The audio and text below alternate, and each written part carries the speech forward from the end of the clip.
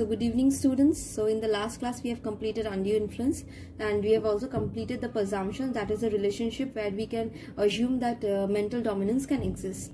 We also studied that coercion involves what? Physical force, whereas undue influence involves what? Mental force. Okay, what are the presumptions? Relationship, that is parent and child, guardian and ward, doctor and patient, solicitor client, Ramdev and disciple, means religious advisor and disciple, trustee and beneficiary.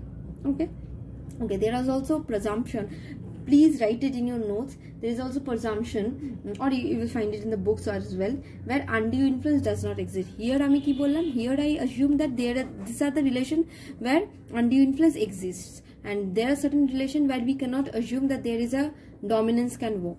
What are the relation? That is an assumption, based on assumption. Landlord and tenant. Landlord and tenant. Number 2 is debtor and creditor. And third one is husband and wife. Here we do not assume that there will exist any kind of mental influence. There is this type of relationship. We cannot assume that I don't know why husband and wife has been included, but here it is said that here undue influence relationship. These are the relationship where presumption of undue influence does not exist. Okay. Whereas in case of parent and child, there is a presumption of undue influence, but here there is no presumption of undue influence exist. Okay, so today we will talk about a very sensitive topic, that is contract with Pardanashin woman. Pardanashin women means who? The women who wear burqa, and they are people, means they are women who are completely detached from the outside world. They do not have any contact with the outside world. Contract with Pardanashin women. Those, we are talking about those women who do not have any type of contact with the outside world. They only stays in their home. Okay, just move from their father's home to the home they are married, and they are just completely without any touch with the outside world, without any contact. So it is said that if you are entering into a contract with a Pardanashin woman, if you are entering into a contract with a Pardanashin woman, it is your duty. It is the opposite person's duty to prove. To what? To prove that such woman has not been, means the consent from such woman has not been or have not been obtained by means of undue influence. কি বলছি, যদি আমি কোনো পর্দানসীন womanের সঙ্গে কন্ট্রাক্টে enter করি, if I enter into a contract with any পর্দানসীন woman, so the duty or the burden of proof, the burden of proof means the duty to prove that such woman have not been influenced, or or her consent have not been taken by means of undue influence. The duty to prove that lies on the other person. Means if A and B is entering into a contract, B is a Pardanashin woman, it is the duty of A to prove. এটা A duty proof করা যে B কে কোনোভাবে জোর করা হয়নি, কোনোভাবে mental influence করা হয়নি B এর উপরে, to enter into the contract, that she have not been forced mentally to enter into a contract.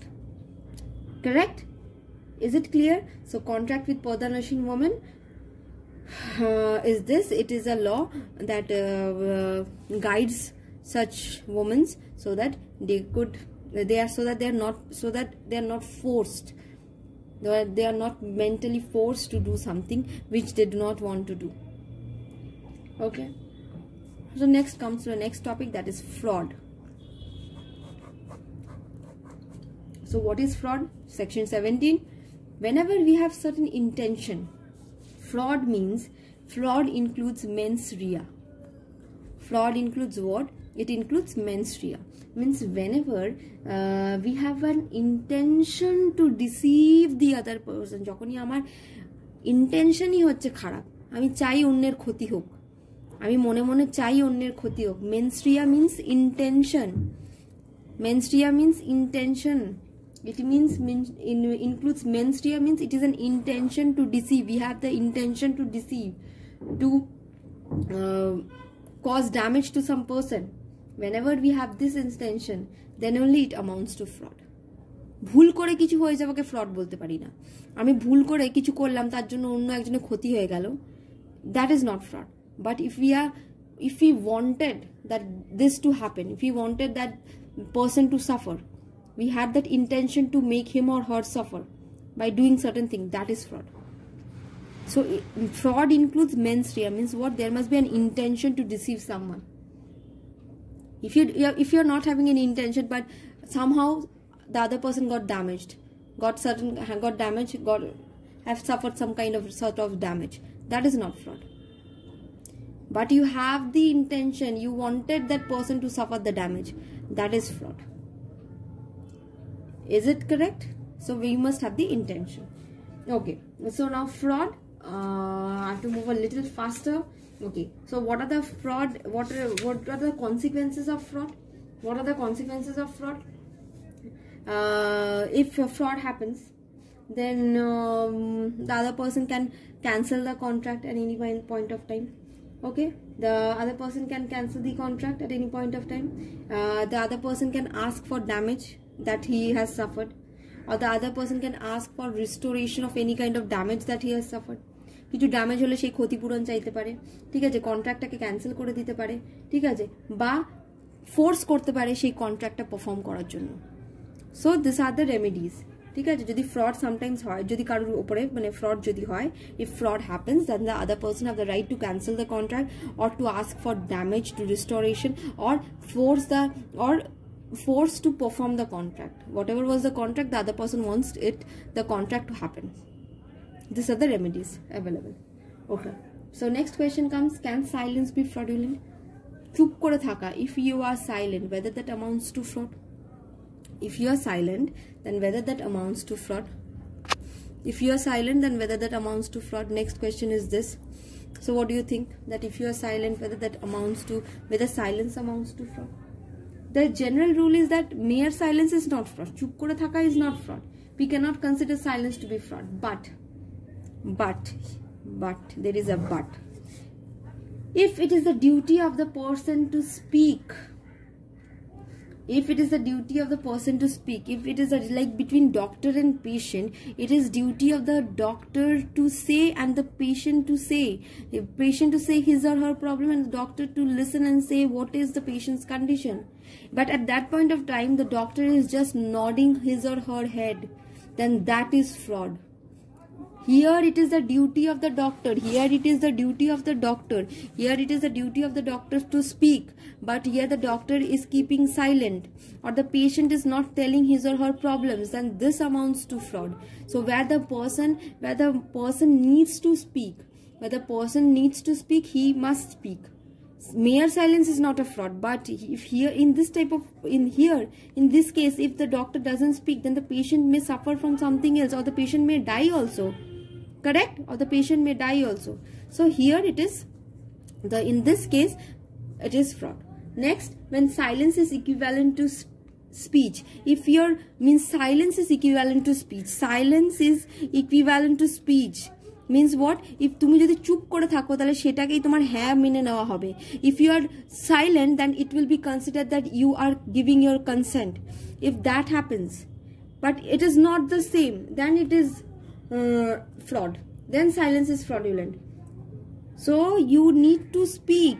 If you are chup, means suppose someone asks, someone wants to purchase your car, and he or she asks you whether the car is in a good condition or not. Okay, you are just silent and smiling. So the opposite person thinks that the car is in a good condition, but as soon as the opposite person takes out the car meets with an accident. In that case, your silence is a fraudulent silence, because তুমি জেনে বুঝে চুপ করেছিলে. You should have speak at that point of time. Correct? Next, silence is fraudulent where silence is deceptive. So silence is fraudulent when similar means what? I'm asking you whether it's bad or good. You are just silent and smiling. So it is very kind of deceptive thing. It is a very bad thing that you know that the thing is not good, but still you are not saying. So this might lead to any kind of damage.